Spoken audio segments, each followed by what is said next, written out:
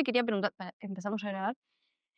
No, primero te quería preguntar si está bien que te presente como ingeniero comercial y docente de la Sí, Universidad de la Empresa. sí, sí, Perfecto. Y dirigente de La Libertad sí. Avanza, digamos, Uruguay. Bien, perfecto. Bienvenido entonces, Gonzalo Nova, perdón, vamos de nuevo. Mm. Bienvenido Gonzalo Nova, dirigente de La Libertad Avanza Uruguay, ingeniero comercial y docente de la Universidad de la Empresa del Uruguay. Eh, Te quería invitar primero porque tú tienes un perfil de docente, de docencia enfocado en tu interés principal es la economía, al igual que el presidente argentino. Entonces, tú, por lo que vi en tu LinkedIn, corregime si es así, sos titulado de ciencias económicas, de profesor de ciencias económicas y te recibiste en el 92, ¿puede ser? Sí, en Argentina. En Argentina, perfecto. Y desde entonces hasta ahora, ¿cuándo surgen las ideas del libertarianismo en tu idea, en tu bagaje, digamos, cultural? Sí, te falta una parte ahí, porque yo estudié profesor de ciencia económica en Argentina, me recibí en el 92, y después estudié ingeniería comercial en Chile, y después que terminamos con unos amigos nos fuimos a probar suerte en Paraguay, pero éramos jóvenes ese tiempo y viví unos años en Paraguay también. Mira, pero Es- sos uruguayo. Soy sanducero, sí, sí, sí, Ah, soy mira, sanducero. Sí. bárbaro. Bueno, hace unos años atrás, yo estaba dando clase. La verdad que nunca me había convencido mucho las teorías económicas que nos enseñaban, ¿tá? La predominante, que todavía se enseña cuando uno da estas asignaturas, la macroeconómica, por lo menos, es la teoría keynesiana, es el del gasto público, que aumentando el gasto público de por sí mismo se genera un efecto multiplicado en la economía, ¿tá? A mí eso nunca me cerraba. Pero sí, la parte de que la inversión puede generar un efecto multiplicado. Entonces ahí tenía ya una diferencia un poco sustancial con este tipo de teoría que se nos enseñaba, ¿tá? No se nos enseñaba otra cosa, se nos enseñaba Keynes para macroeconomía, ¿tá? Microeconomía Marshall y la escuela neoclásica y la economía keynesiana para esa parte.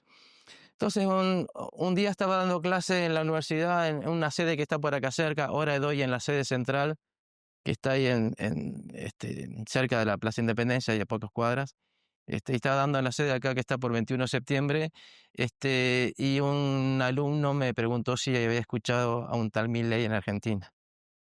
Yo le dije, mira, lo escuché, pero como en Argentina son muy histriónicos así, como para reírse un poco, digo, pues no me llamó la atención por eso, pero no más. Y el alumno me dice, escucha lo que dice.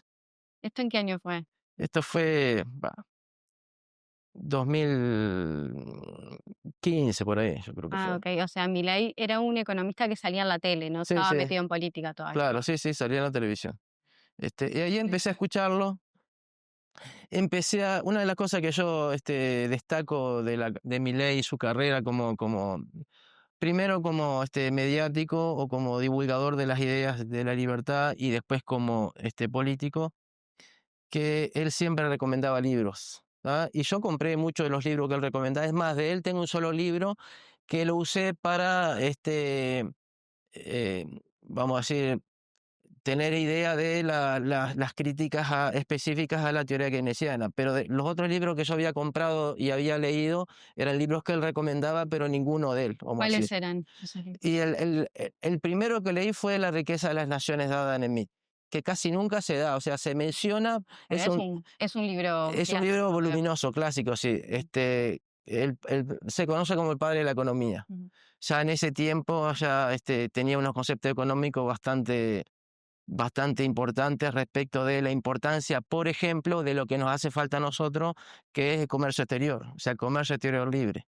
Que de hecho fue, no sé si más adelante me puedo explayar un poco, pero de hecho fue uno de los puntales que nosotros tenemos o que tuvimos cuando fuimos la famosa Suiza de América. Yo estuve investigando un poco porque me empecé a interesar también por la economía uruguaya y escuché en un programa de streaming, escuché una referencia a un libro de economía de Ramón Díaz, ¿sí? Que creo que fue ministro de Economía hace unos años atrás, no sé si fue de la calle Pou, de Historia Económica del Uruguay. Y ahí encontré cuando fuimos a la Suiza de América. Sí, teníamos dos cosas fundamentales en la Suiza de América. Cuando fuimos a la Suiza de América, fue a finales del siglo XIX. Teníamos moneda uruguaya, oro, el peso oro uruguayo, sin banco central. Bueno, en ese tiempo el primer banco central nuestro fue el Banco República, que fue en 1896. Antes de eso teníamos el peso oro uruguayo, que era emitido por los bancos privados locales, una de las monedas más fuertes que había, y comercio libre. Y esos fueron los pilares que nos llevaron a ser en ese tiempo la Suiza de América. Teníamos similar PIB per cápita que los países, que los principales más ricos en Europa. Entonces ¿Consideras que ahí empecé a interesarme, vamos a decir, y a meter el tema de la literatura tan importante, integrarla en la economía y en lo mío. íbamos a ir más adelante de esto, pero me Sí, interesó el tema del respaldo en oro, sí, que vos lo reivindicás como algo que se podría traer a la sí, actualidad? sí. ¿De qué manera? Bueno, un poco sobre la base de las ideas nuestras, que el tema de la idea de la libertad. este, Por ejemplo, en Argentina se habla de la dolarización. En general, o más específicamente, Milei hablaba de competencia de moneda, ¿tá?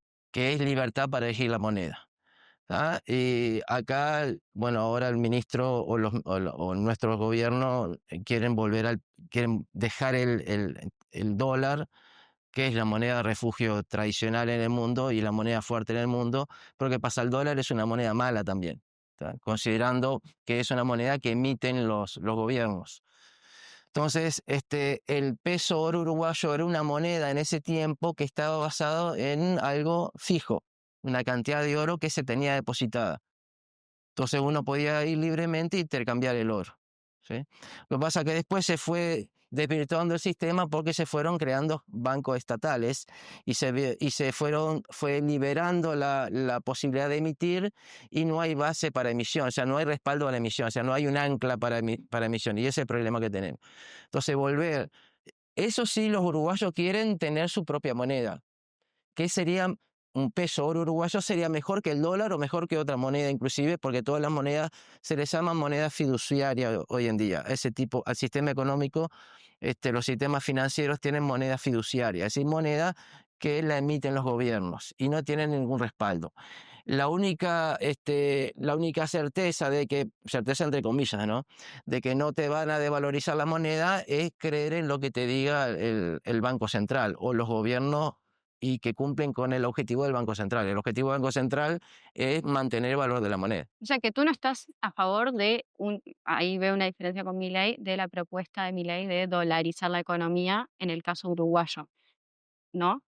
Eso. A mí me gustaría ir a algo superador de dolarizar la economía, porque, como decíamos antes, el dólar es una moneda que se devalúa, que se deprecia, porque también se emite, también se imprime. Lo que pasa es que como tiene demanda mundial, una gran demanda mundial, entonces no se deprecia tanto, pero tiene una gran depreciación. O sea, sería bueno tener, si es que la gente quiere, porque todas las reformas que uno hace, uno un poco la ve también con mi ley, son en base a lo que la gente va eligiendo.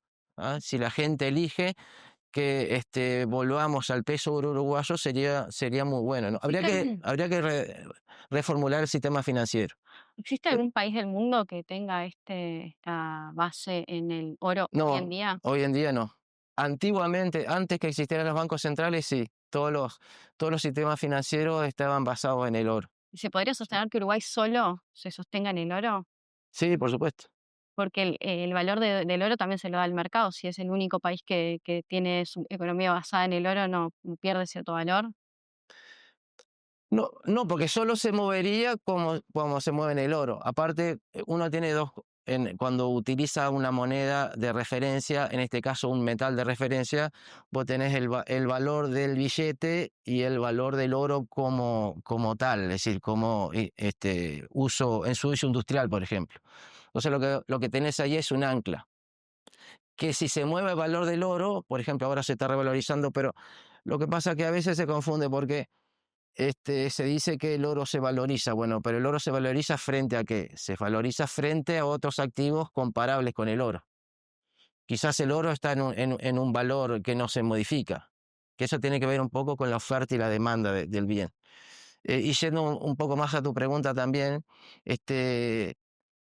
que seamos el único país, podremos, esto hipotéticamente hablando, ¿no? Si es que la gente confía en nosotros y sé que la gente quiere después tener el peso oro uruguayo, ¿ah? Que sería una moneda única, volviendo a lo que era antes. O sea, volviendo a lo que era antes de que había Banco Central. No es que es una ilusión utópica, no. Existía antes la moneda basada en el oro. ¿Ah?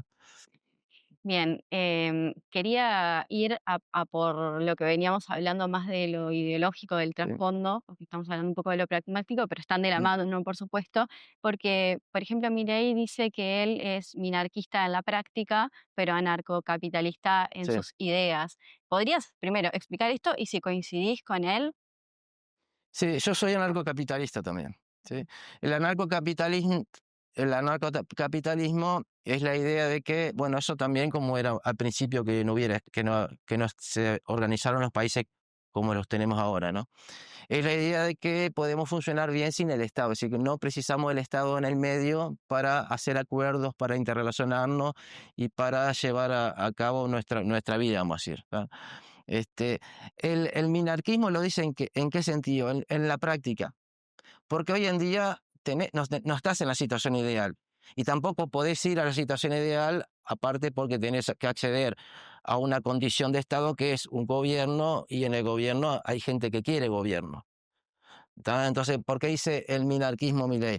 Porque la idea es llevar al gobierno a la mínima expresión por todos los problemas que tiene el gobierno, que genera el gobierno en nuestras vidas, ¿sí? Con sus intervenciones.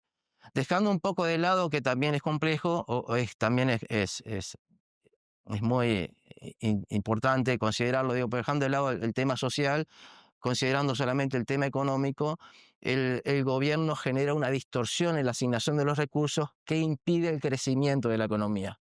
Bueno, por eso crecemos, los últimos 10 años crecemos al 1,1% anual, que no es nada. Si no es nada, fíjate que China cuando salió de su régimen económico comunista y pasó a una economía semicapitalista, porque en algunos lados al principio crecía en tasas de 2 dígitos. Cuando se habla de crecer a tasas chinas, porque crecía esas tasas. Eso se da cuando se empieza a generar una economía invirtiendo, ¿no? Porque no había nada, empezó a invertir y la economía explota y tiene muchos años ese nivel. Entonces, ese es el trasfondo que hay. Milei Ahora, dice, China no es un ¿eh? ejemplo de anarcocapitalismo, justamente, ¿no? No, pero es un ejemplo de que en una economía totalmente cerrada, vos le das un poco de apertura. Obviamente China está controlado por el Estado, ¿tá? El sistema económico está muy controlado por el Estado. Lo que tiene que a futuro, China hoy en día, por ejemplo, no crece tanto. ¿Tá? Y más, si estuviera totalmente abierta, sería uno de los países más ricos, y no es el país más rico. ¿Tá? El PIB per cápita de China anda en torno a los 14.000.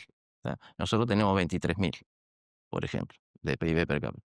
Bien, y desde esas ideas, también me gustaría que me expliques un poco lo que es la escuela austríaca, los pensadores de la escuela austríaca, y cómo en realidad ese pensamiento que dentro de la teoría económica, como decís vos en la academia, es minoritario, se transformó, se popularizó con la llegada de Milei, pero después te quiero preguntar cómo esto vos, desde las ideas, te tirás a la política. Ujú.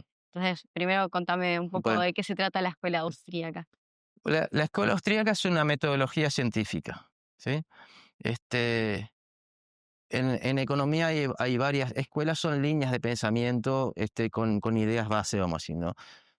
En el caso de la economía, como en otras ciencias, uno estudia con herramientas científicas, uno estudia fenómenos, ¿tá? Los fenómenos económicos en este caso, es decir, los fenómenos que dan lugar al comportamiento económico, que básicamente tiene que ver con cómo las personas pasan de una situación menos favorable a una situación más favorable, ¿sí?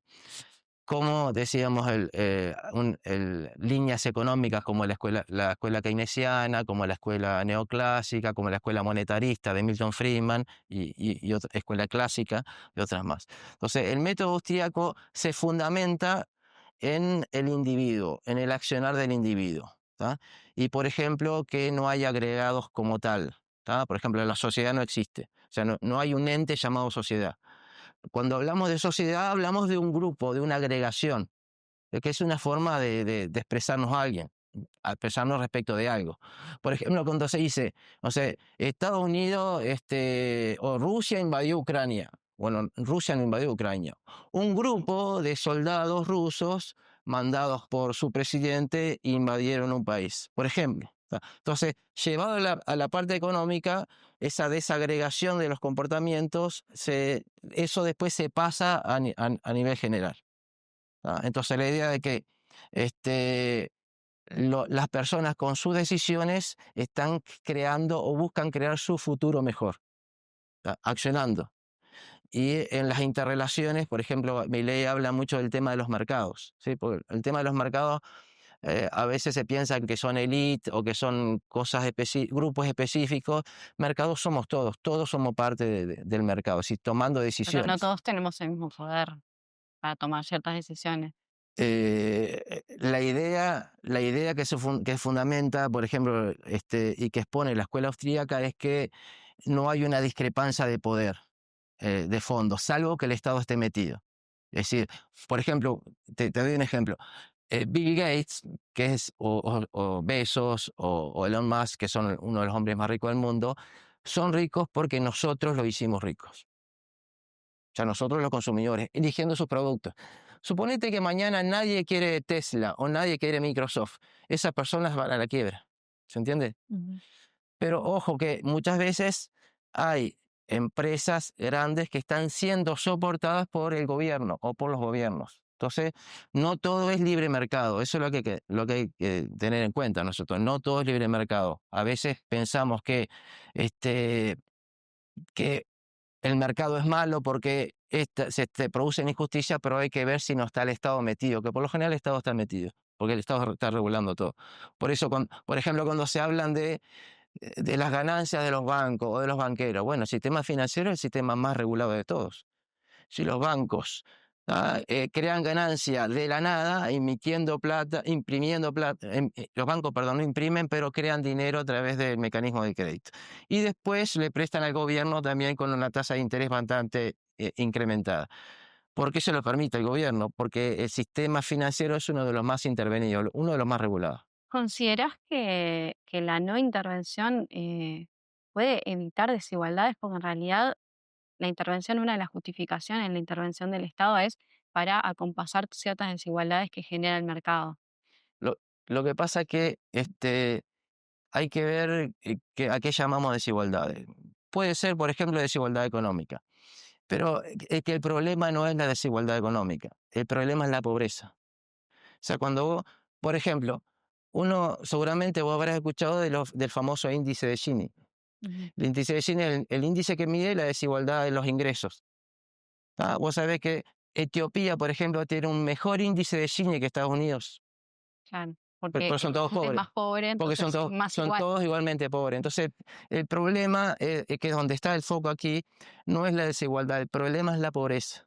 Entonces, ojalá tuviéramos Jeff Bezos o Bill Gates, porque generarían un Pero entorno. no es las dos cosas, digo, porque cuando hay mucha riqueza en un país, no se distribuye igualitariamente y se genera también pobreza. Es que hay dos aspectos ahí que hay que considerar.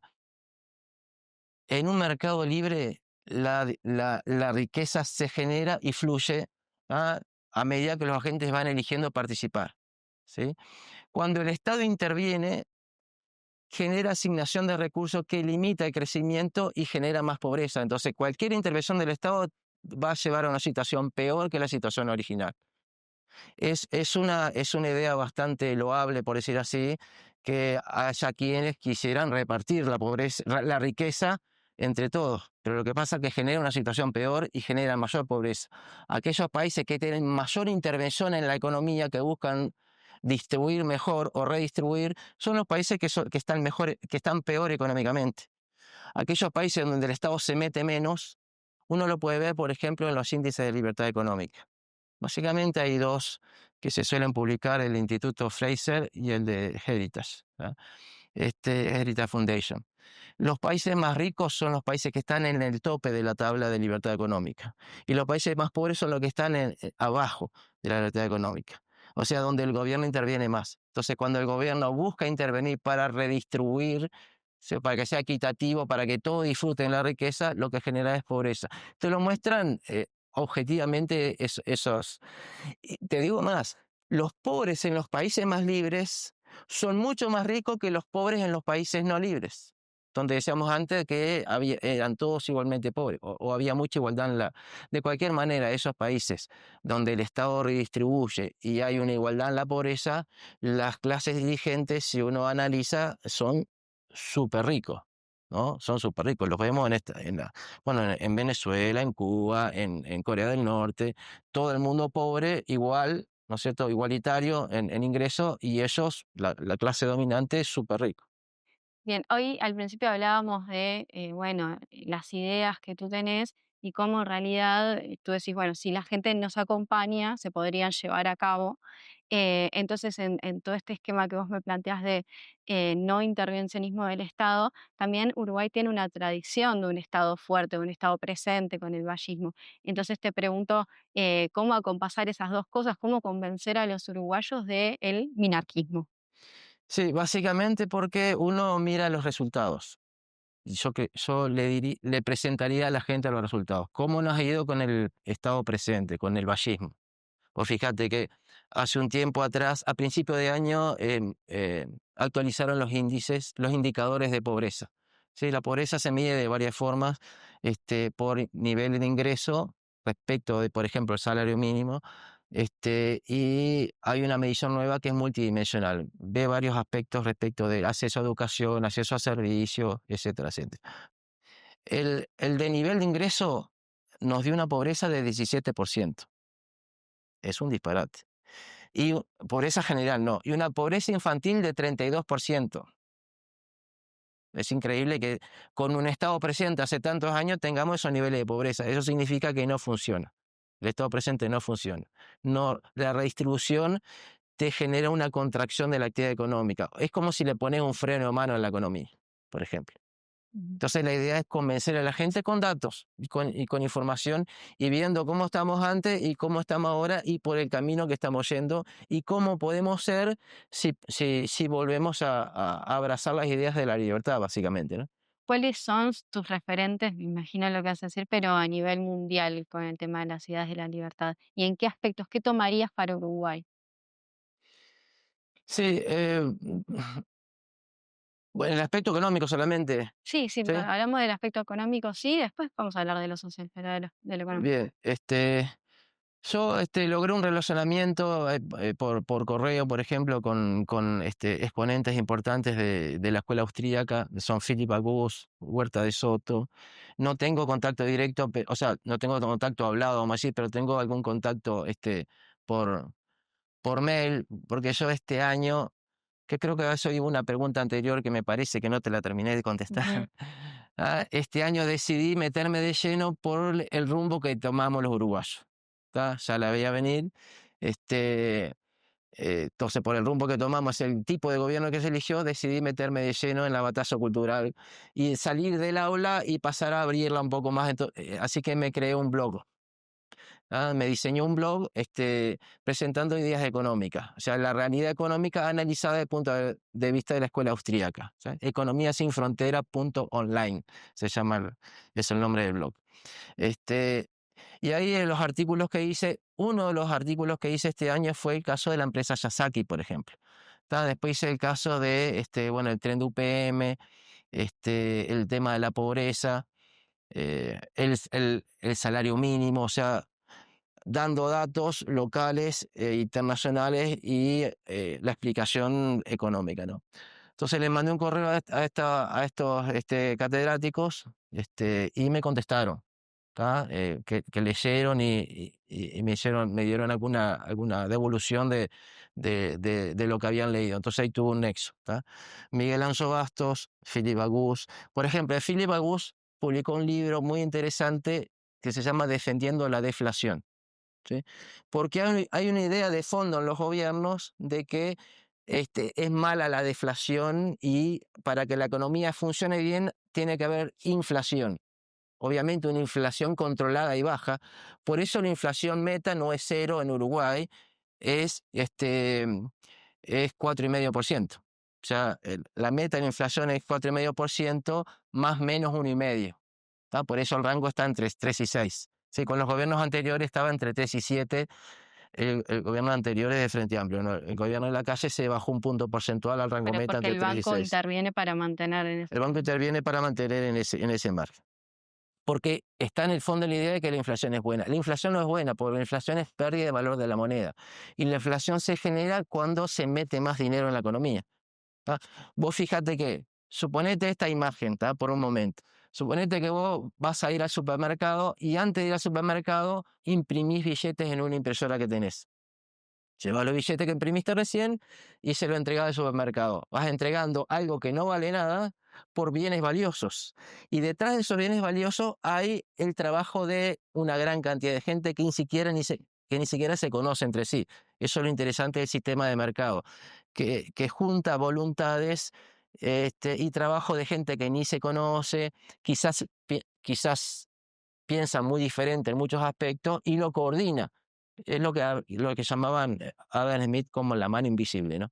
Entonces yo traería el tema de ese, por ejemplo, de Philip Agoos, la importancia de no meterse en la economía en el gobierno, o sea, y decirle a la gente, miren, el gobierno solamente produce daño y a través del Banco Central, peor todavía. No es bueno inflación de 4,5% de objetivo. El objetivo debería ser cero. Te doy un ejemplo. Yo hice un análisis de los últimos años, o los últimos 60, 70 años, de Estados Unidos, Uruguay y Suiza. Suiza en la década del 2010 tuvo deflación de promedio anual, 0,03, deflación de promedio anual. ¿Sí? Estados Unidos bajo 1%, bajo 2%, y nosotros una inflación promedio bastante alta. ¿Tá? Porque uno diría, bueno, una inflación moderada haría bien a la economía. No, no hace bien a la economía. Como Suiza, que es un país ejemplo o ejemplar, ¿tá? Pero Suiza es bastante intervencionista. Pero mucho menos que nosotros. Si vos te fijas en la tabla de libertad económica, está entre los primeros 5 países más libres del mundo. Pero no es tan, no es libertaria. No, no es anarquista, no es 100%, no es 100% mercado, no es 100% gente, tiene algo de Estado. Pero dentro de lo que tenemos es lo más cerca del ideal, vamos a decir, ¿no? Ujú, Por eso yo lo que quiero decirle a los uruguayos que podemos ser lo que alguna vez fuimos, fuimos la Suiza de América, no es un mito. ujú. Tú hoy me hablabas de tu blog, te veo muy activo también en redes sociales, Sí, en X particularmente. Entonces vi algunas cosas que me llamaron la atención y que te quería preguntar. En primer lugar, ustedes en un momento reposteas algo de la Libertad Avanza Uruguay que reivindica el legado de Jorge Valle. sí, Contame un poco cuál es el vínculo con Jorge Valle, qué cosas de Jorge Valle toman y por qué consideran que son ustedes cuando Jorge Valle era colorado. sí. Por las ideas. ¿Tá? Valle tenía ideas de libertad también. Un- un- una de las cosas que yo pondero, por decir así, o reivindico, o me agrada de José Valle, bueno, para empezar, la claridad de los conceptos económicos también que él tenía. Él no era economista, pero tenía una claridad de concepto económico muy importante. Por ejemplo, el tema de el comercio. ¿Tá? Y por ejemplo, el tema de que no era bueno un Estado grande. ¿Tá? Fíjate, él le tocó una crisis mundial que nos tocó Uruguay, que le tocó Uruguay también, y entregó el gobierno creciendo, con el país creciendo, y no defaultó la deuda, por ejemplo. Es otro tema importante, el tema del déficit fiscal. No podemos seguir teniendo déficit fiscal, porque déficit fiscal significa que gastamos más de lo que recaudamos. Y si gastamos más de lo que recaudamos, la diferencia la tenemos que conseguir de algún lado. O sea, más endeudamiento, más impuestos, más emisión de dinero y más pobreza, básicamente. Ujú. Bien, o sea que consideran que Valle hubiese apoyado a la Libertad Avanza Uruguay si estuviera vivo. Las ideas por lo menos sí. Viste que en la parte política hay vínculos eh, de años, ¿no es cierto? Y algunos intereses que es difícil quizás que alguien de un partido tradicional se pase a un partido nuevo o no tradicional. Pero yo creo que por las ideas lo podría haber Bien, apoyado. y a ver, te llevo a otro lugar que no son las ideas, sino las formas. Ujú. A Milei se lo critica, por Sí. ejemplo, pero la cosa es que la frase es zurdos de mierda. Mm. Eh, ¿Considerás ¿Yo que está? retuiteé eso? Sí, Ah, tuiteaste eso, está bien, lo vi en tu Twitter. está bien. Este, Puede ¿considerás? ser, sí, no lo niego, puede ser. No, no, la pregunta es justamente por las formas. ¿Considerás que las formas que tienen hoy en día las redes sociales en general, no Sí, solamente sí, sí, el mundo libertario, pero bueno, hay un mundo tuitero libertario que tiene algunas formas bastante agresivas para con el rival ideológico, porque hay una cuestión ideológica, sí. como decís vos, a veces no conoces a la otra persona. ¿Considerás que estas formas son correctas o son adecuadas en esto de la batalla cultural? Bueno, yo s te acepto que quizás retuiteé, no recuerdo, pero te acepto que pero yo no lo escribí, ¿ah? Quizás también hay un entorno ahí o en otra cosa junto con eso que termina zurdos de M, ¿no? Yo no soy mal hablado, no soy muy salvo cuando veo el recibo de sueldo a fin de mes, ahí sí puteo un poco, perdón, pero ¿no? Por todo lo que nos descuentan, o sea, si uno entra a sumar cosas, más de la mitad de lo que ganamos se nos roba nos lo roba el Estado.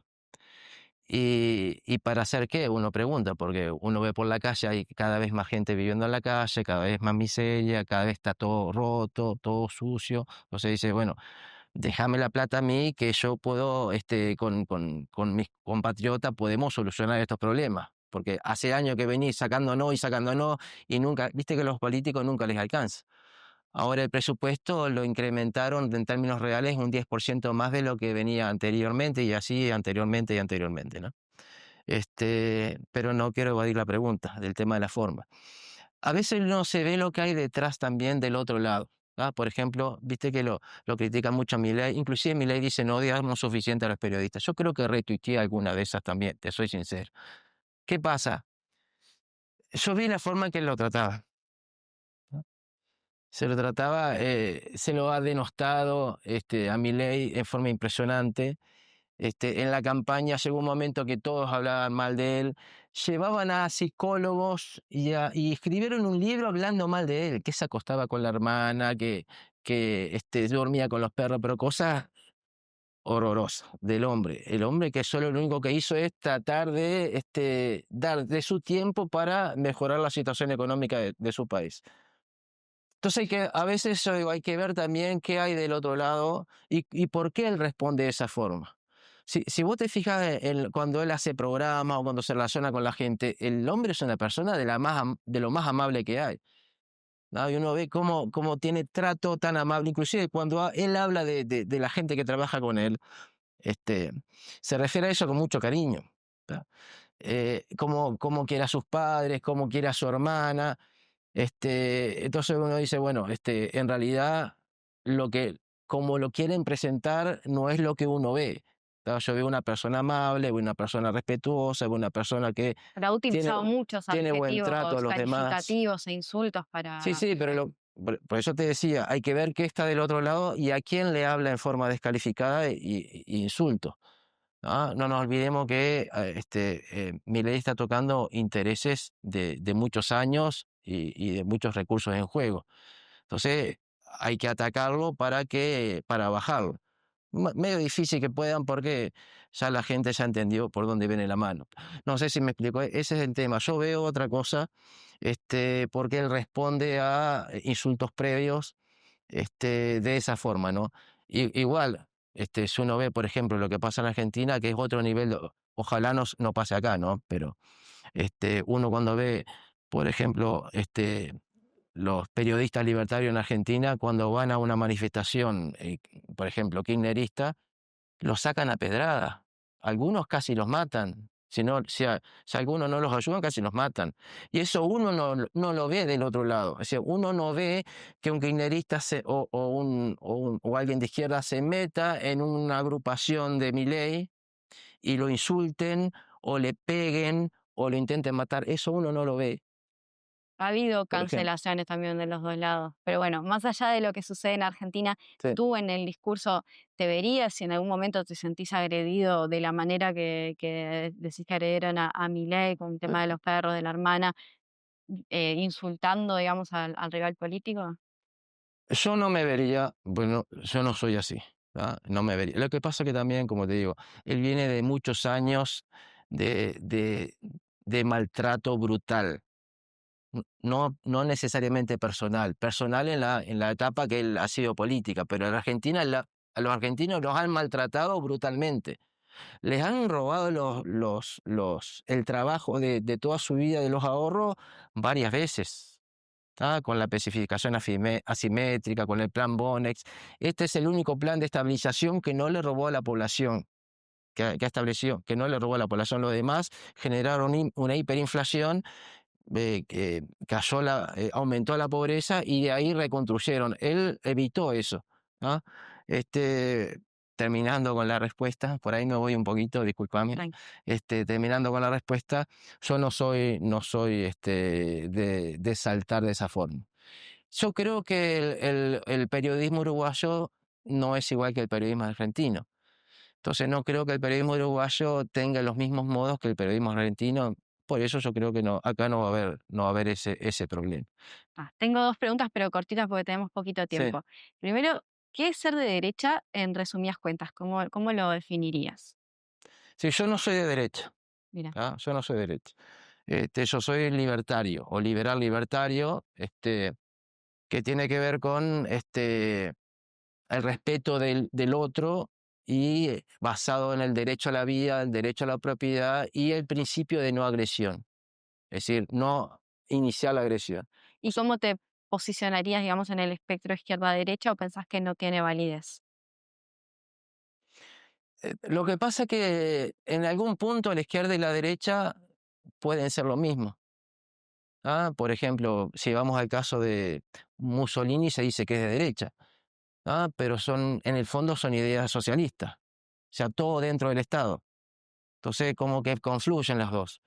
Lo que pasa es que en el caso de la línea nuestra, por decir así, yo no, pero en el caso de la línea nuestra es más bien la derecha conservadora, ¿sí? Que quiere poco Estado, más respeto por los individuos, que no se metan con la vida de la gente, que dejen decidir a la gente, que dejen pensar a la gente, que no estén diciéndole qué decir, qué hacer, qué sentir. ¿Ah? Esa es la derecha conservadora. En esa línea que es la que estamos agrupando nosotros, vamos a decir. Yo no soy de derecha, yo soy liberal libertario, como te dije. Y la última es, Sí. ¿cómo ves a la Libertad Avanza Uruguay de aquí al futuro en la política? Yo creo que podemos tener una buena aceptación, de hecho estamos teniendo una buena aceptación, y más que todo con cómo se vienen desenvolviendo los acontecimientos en Uruguay. ¿Ah? Vos fíjate que una de las cosas que comenté hace poco con alguien de ahí del grupo, cómo nosotros empezamos ahora desde ya, ¿sí? 5 años antes, ponele, a prepararnos para darle la libertad, si nos eligen, darle la libertad a los uruguayos o darle más libertad a los uruguayos. Este, en 2019 cerraban empresas todos los días o todas las semanas.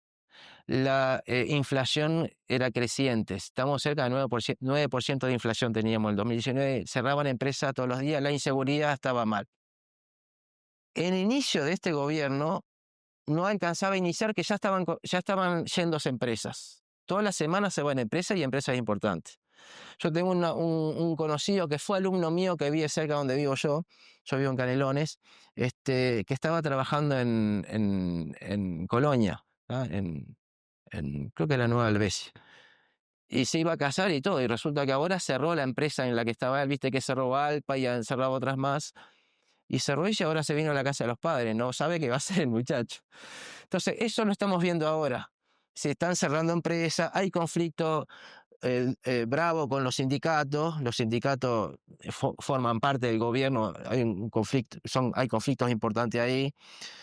La inseguridad es creciente, volvimos a tener robo de cajero, no habíamos tenido robo piraña, o por lo menos yo no recordaba robo piraña como apareció en este gobierno.